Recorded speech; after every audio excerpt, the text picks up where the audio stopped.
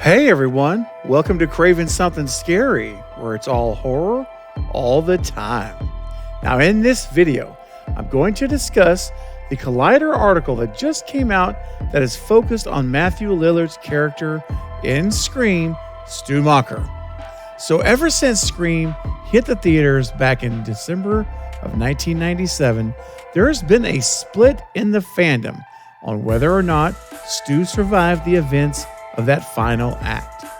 As time has passed over the last 25 years, the debate has continued and remains a passionate subject even today. So what does Kevin Williamson have to say on the subject?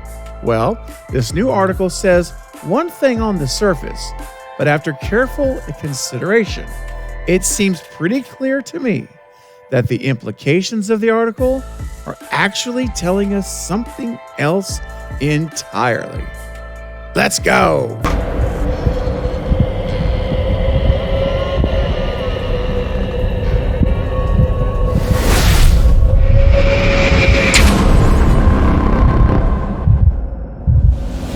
So let's dive right into this article. The headline reads, Scream, Kevin Williamson confirms Matthew Lillard's Stu is dead. Now, before I go any further, I want to say this article is a bit strange right off the bat because it's not even an interview with Kevin. It literally just contains one quote from him that apparently came from another interview, but they don't link to it or anything. It's just a little odd the way this thing is structured. So we don't have any context or even know what he was actually asked because they didn't include any of that here or a link in the article. But having said all that, just want to get that out front. It's a little weird. But having said that, here's the quote that they include in the article saying, "No, he's dead. I think that started because of the college scene, the frat party scene, because he's standing in the background. He just came to visit set that night." Okay, so first, after reading this, I immediately thought, yes, this is exactly what I want to see now. And this Collider article has me even more excited about the possibility of Stu returning to the franchise. Now, while that may sound crazy at first, there are at least three factors, that make this article great news if you're on the Stu train. And you guys know I'm the self-professed conductor of the Stu train. So let's get this party started. All right, number one, the first factor that is great news if you're on the Stu train is this. It's Kevin's own response. That's right, I said it. Two things about it. The first is Kevin has been asked about whether Stu is alive for literally 25 years.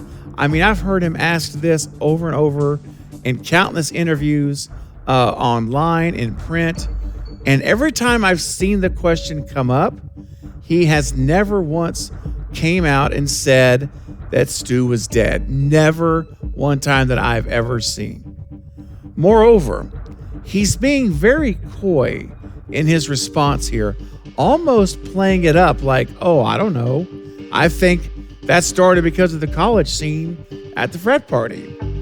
However, what he fails to mention is that he himself had Stu surviving the events of Scream 96 and literally wrote himself an entire script and screenplay for Stu to return in Scream 3. I mean, Wes Craven stated that they were literally 3 weeks from starting to shoot the film, and they had to change the story because of the tragedy at Columbine. Now, I've heard it asked before, if they wanted Stu to still return in Scream 3, all they had to do was write a new story that keeps him in the movie. But they did not do that. Well, there is a very good reason they did not do that. And Wes did not continue Stu in the movie, or with Stu in the movie, because he could not keep Stu in the movie. That's right. Kevin Williamson revealed that because of the studio asking him to rewrite Scream 3 and the fact that he could not do it because of time and other projects, his script and this whole scenario went into litigation with the Weinsteins. He has set it on record.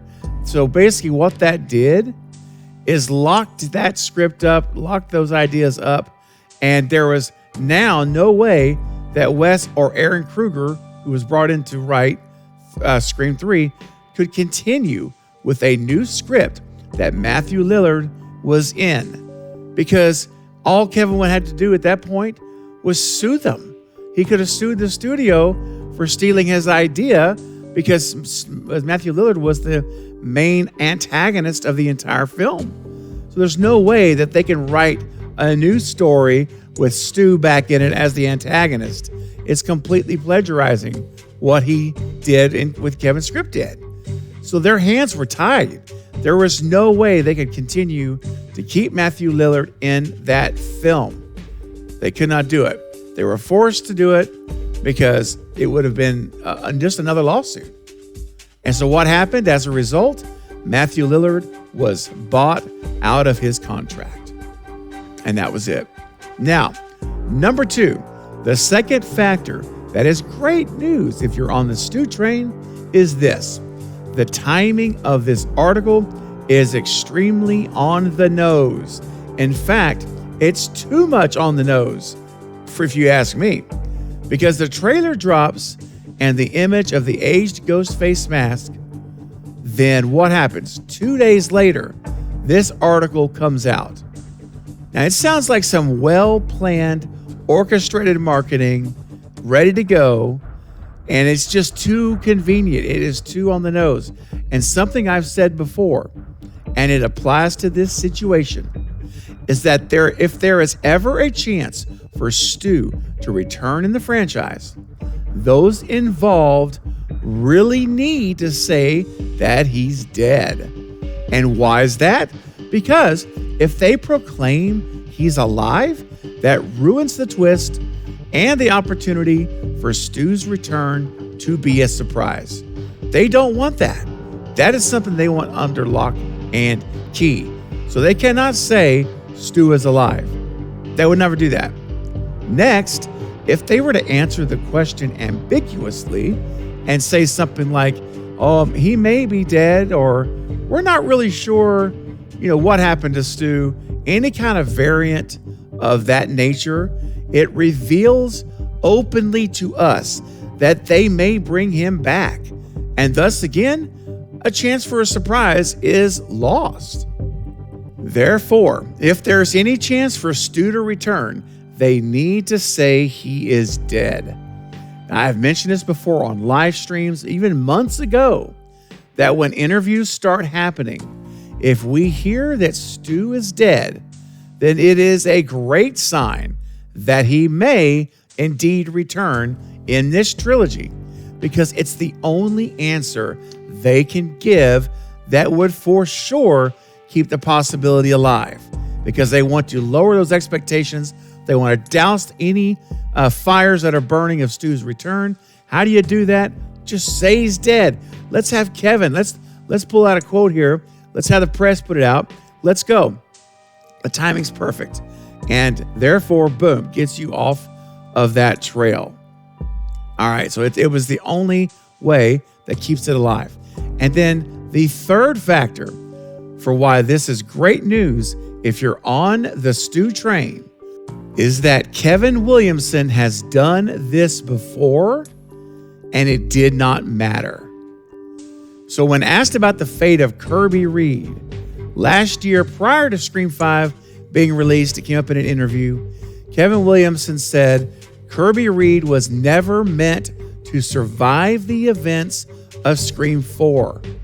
In his script, she died. To him personally, she had died as well. Kirby was done. That character was over with in Scream 4. It was Wes Craven that wanted to bring Kirby back if he could have continued that original trilogy. And he was going to make her a new final girl. Not Kevin Williamson. That was not his idea. He said she was dead. never meant to survive. So, what did Wes do? Or what was Wes going to do, though? He was going to completely do it. He was going to make her a new final girl. He was going to disregard what Kevin wanted to do. He overrode him. Now, what did James and Guy do? The writers of Scream 5 and 6. They brought Kirby back as well, guys. So this is 2 examples in the Scream franchise alone of how writers and filmmakers will make their versions of the films they want to make, no matter what a previous writer or even creator of the franchise wanted. Wes was going to do it, and now Radio Silence, and more specifically James and Guy, they also now have overwritten Kevin Williams' position that Kirby was dead. It's happened, guys. It's already happened. Now let's get one thing very clear, though. I have the utmost respect for Kevin Williamson. He is a legend in the history of the Scream franchise. Absolute legend. However, what we've got to keep in mind is regarding the future of the Scream film and franchise and characters both past and present, Kevin's comments and opinions do not have an absolute bearing on what's going to happen in future films unless he himself is hired to write the script. So the current and future writers of Scream films are not bound by the thoughts and opinions of Kevin Williamson any more than Wes Craven was, who was going to bring Kirby back, and any more than Radio Silence and James and Guy are now, which is demonstrated proof by them bringing Kirby back in Scream 6. So if you stop and look at all of this, guys, at the end of the day, this quote from Kevin Williamson really changes nothing. It's just that simple. All he's doing is telling you what he was going to do in his mind, and at one point what he thought about Stu. That's great. He thought the same thing about Kirby, but it doesn't matter because he's not writing the movie. And that's the point. So guys, it doesn't change anything at all. In fact, I argue it strengthens it. It strengthens the case for Stu to return. And I think that it's very possible we'll see him in Scream 6, or I think 7 is much more likely than Scream 6. All right, everyone. I want to know what you think about Stu's possible return to the franchise in Scream 6 or my preferred Scream 7. I want to hear your thoughts, ideas, and theories. So start leaving your comments below right now so we can discuss it together. Well, that's going to be all for this update, but I'll be back soon with more Scream 6 and other horror movie content. Don't forget to like and subscribe. And until next time, this is Craving Something Scary, where it's all horror all the time. Thank you for watching.